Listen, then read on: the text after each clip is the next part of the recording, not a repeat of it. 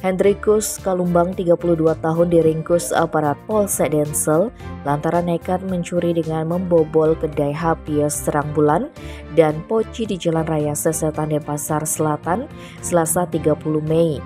Penangkapan pria asal Sumba Barat, Nusa Tenggara Timur ini dibeberkan Kapolsek Densel AKP Dayu Made Kalpikasari bersama Kasih Humas Polresta Denpasar AKP Iketut Sukadi.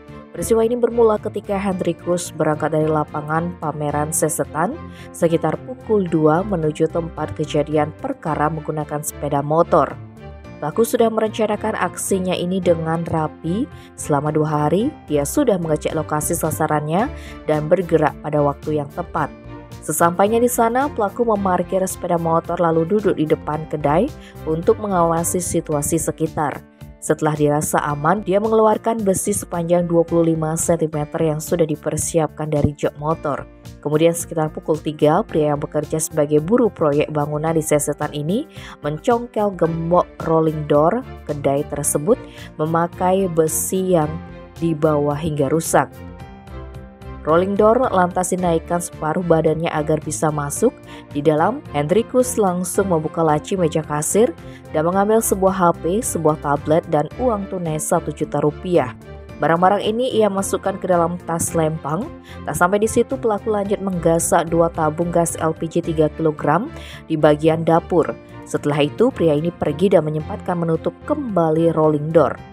Hendrikus menjual 2 tabung gas ke warung kelontong yang buka 24 jam di Jalan Diponegoro, Pesanggaran dengan harga Rp200.000. Adapun HP, tablet, dan uang dia bawa pulang ke kosnya di Jalan Tukat Buaji 26 Densel.